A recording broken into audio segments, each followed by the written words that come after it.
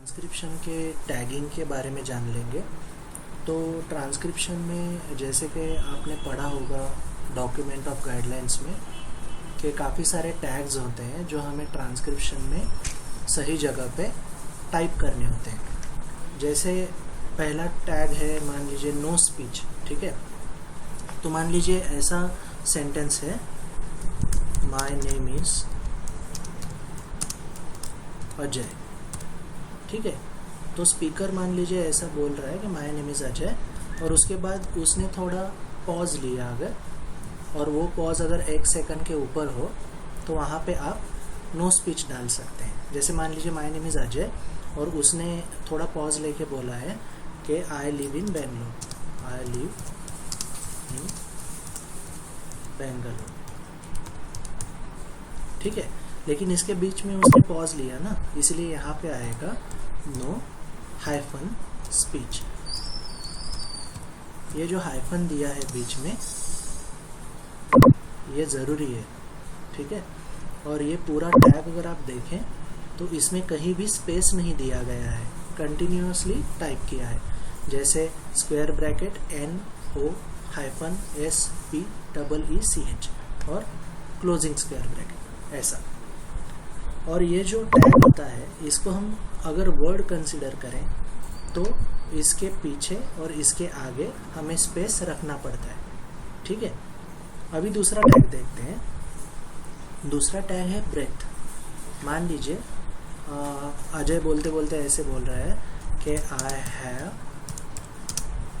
Done graduation.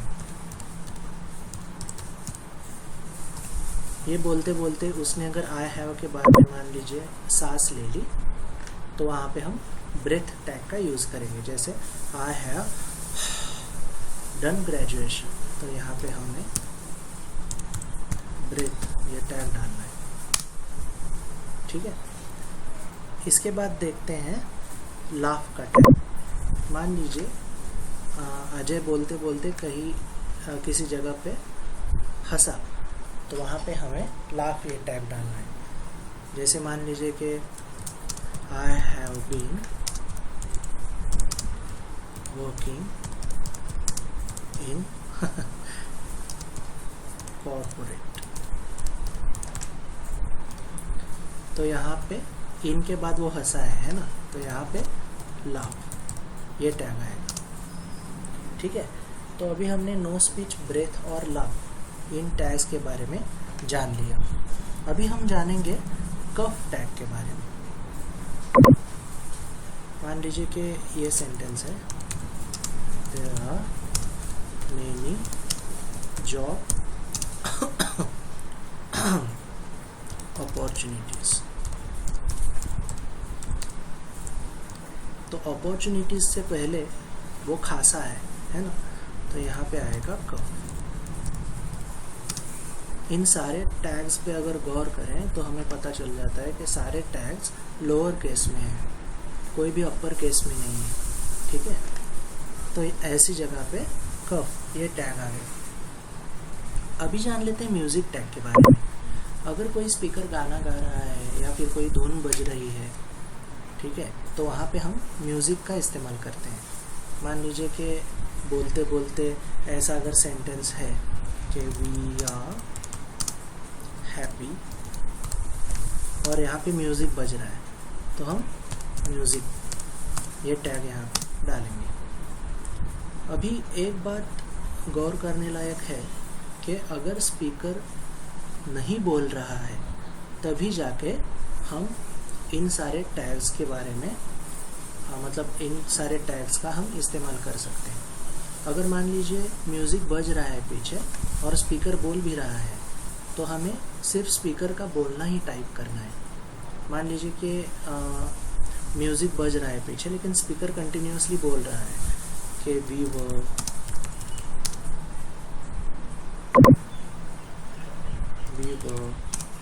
Going to office. ये sentence बोलते बोलते मान लीजिए पीछे म्यूज़िक बज भी रहा है तो हमें म्यूज़िक लेना नहीं है इसमें, ठीक है। तो हमें टैग का इस्तेमाल तभी करना है जब स्पीकर बोल नहीं रहा हो, ठीक है। तो इसके बाद हम और एक टैग जान लेंगे, वो है बीजी स्पीच। मान लीजिए बोलते बोलते स्पीकर जो बोल रहा है उसके पीछे कोई बंदा बोल रहा है या फिर कोई लोग अगर बोल रहे हैं और वो सुनाई दे रहा है, तो वहाँ पे हम बीजी स्पीच ये इस टैग का यूज़ कर सकते हैं। जैसे मान लीजिए कि they are having their dinner, ये जब सेंटेंस है, ये सेंटेंस जब भी बोला गया है और मान लीजिए कि they are having के बाद कुछ पीछे से आवाज़ आ गई है, तो वहाँ पे हम बीजी स्पीच इस टैग का इस्तेमाल कर सकते हैं, ठीक है। अभी हम और एक टैग जान लेंगे, वो है इनिशियल। इनिशियल टैग उसके लिए इस्तेमाल किया जाता है जिसका कोई लॉन्ग फॉर्म हो। मान लीजिए कि ऐसा है कि my name is B R Sawan, okay. तो ये जो बी आर है ये इनिशियल है, राइट। तो इसके पीछे ऐसा इनिशियल टैग आएगा, इनिशियल, और इसके बाद तुरंत बाद विदाउट स्पेस बैकस्लैश इनिशियल। तो ये इनिशियल और बैकस्लैश इनिशियल ये बी आर के आजू बाजू में आएगा, ठीक है। तो ये हो गया इनिशियल के बारे में। अभी मान लीजिए स्पीकर बोल रहा है और स्पीकर बोलते बोलते कुछ ओवरलैपिंग साउंड आ गया, जैसे दूसरा स्पीकर उसको इंटरप्ट करके बोल रहा है या दोनों एक साथ बोल रहे हैं और दोनों आवाज़ें सुनाई दे रही हैं, तो हम ओवरलैप का यूज़ करते हैं। मान लीजिए कि आई थिंक सो, ये मान लीजिए सेंटेंस दो लोगों ने एक साथ बोल दिया, आई थिंक सो, तो इनके आजू बाजू में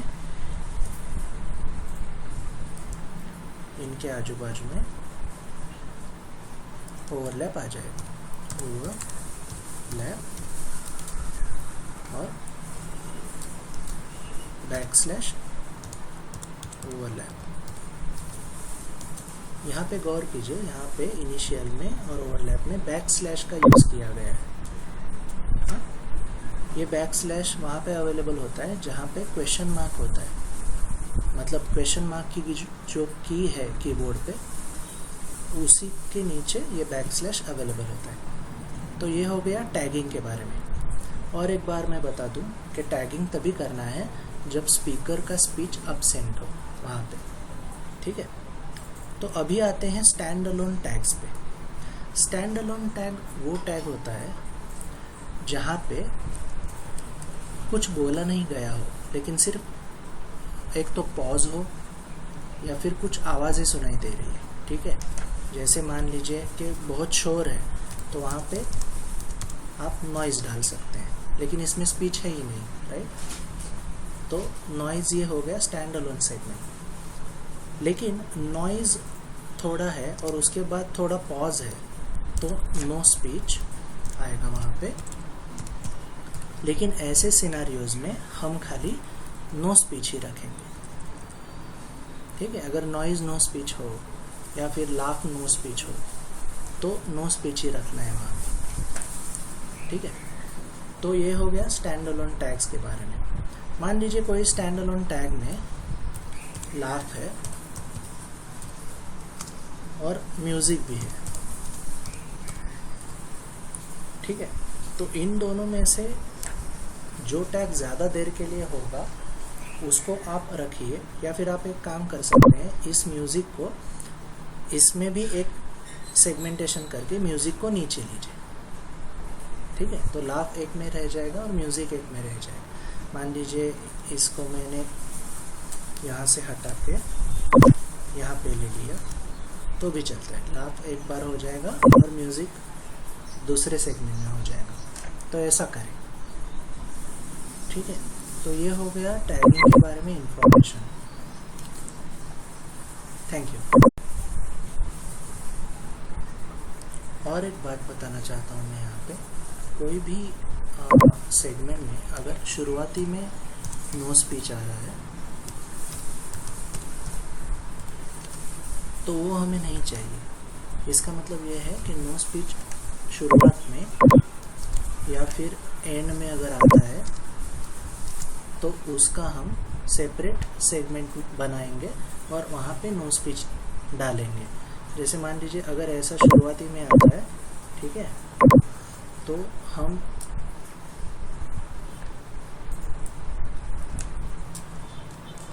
एक सेपरेट सेगमेंट बनाएंगे जहाँ पे नो स्पीच होगा और उसके नीचे ये टेक्स्ट टाइप करेंगे और ये जो एंड का नो स्पीच है उसका भी हम अलग सेगमेंट बना के वहाँ पे पेस्ट करेंगे। तो नो स्पीच ये जो टैग है वो किसी भी सेंटेंस के शुरुआत में या अंत में नहीं आना चाहिए।